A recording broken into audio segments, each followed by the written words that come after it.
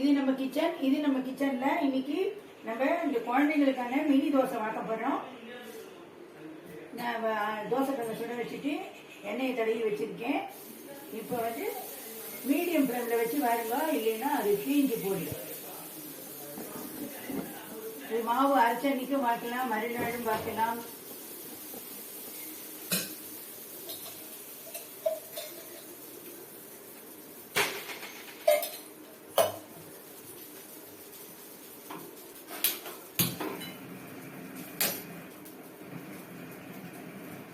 இதுக்கு என்னென்ன தேவைன்னாக்கா, 1 டம்ளர் பச்சரிசி, 1 டம்ளர் புழுங்கரிசி, 1/2 டம்ளர் முழு உளுத்தம் பருப்பு, 1 ஸ்பூன் வெந்தயம், இதெல்லாத்தையும் ஒன்னா போட்டு ஒரு 4 மணி நேரம் ஊற வச்சுட்டு அதுக்கப்புறம் நம்ம இதை அரைக்கணும்.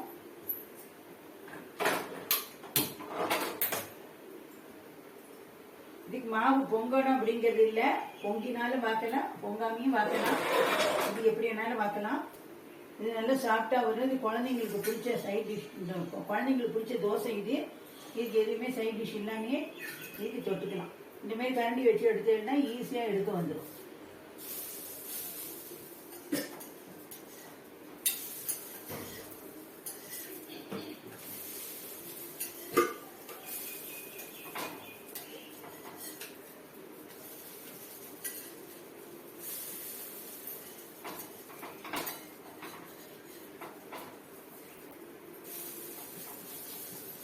இந்த மாதிரி தூக்கி போட்டு இதில் மறுபடியும் கொஞ்சோண்டு எண்ணெய் விட்டு வாங்கணும். இது இந்த மாவுல எது வேணாலும் பண்ணலாம். ஊத்தப்பம் பண்ணலாம், பொடி தோசை வாக்கலாம், சாதாரண மசாலா தோசை வாக்கலாம், பேப்பர் ரோஸ்ட் மாரி வாக்கலாம். இந்த ஒரு மாவு வச்சுட்டு நீங்க என்ன தோசை வேணாலும் இதில் வாக்கலாம்.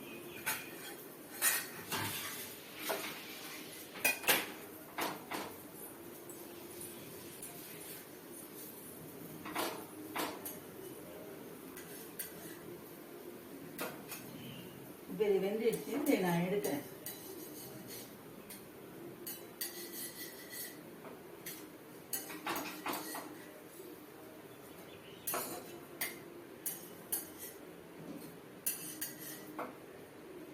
இப்போ நான் இதே மாவுல உங்களுக்கு நான் பொடி தோசை வாத்து காட்டுறேன்.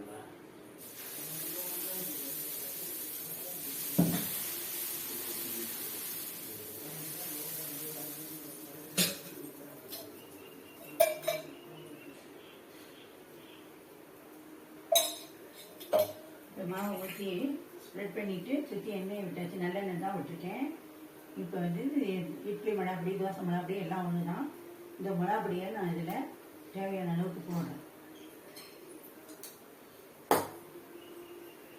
மிளகாப்பொடியை போட்டுட்டு இது மேலே நமக்கு தேவையான அளவுக்கு நல்லெண்ணெய் விடணும்.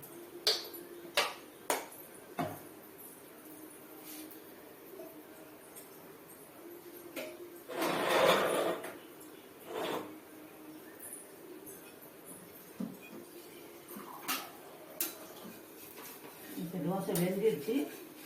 இதை நம்ம திருப்பி போட்டாலும் போடலாம், இது அப்படியே எடுத்தாலும் எடுக்கலாம். நான் திருப்பி தான் போடுவேன்.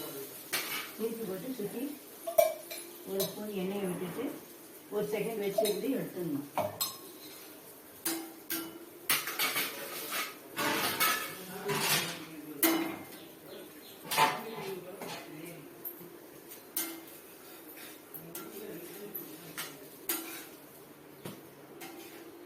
திருப்பி போட்டுட்டு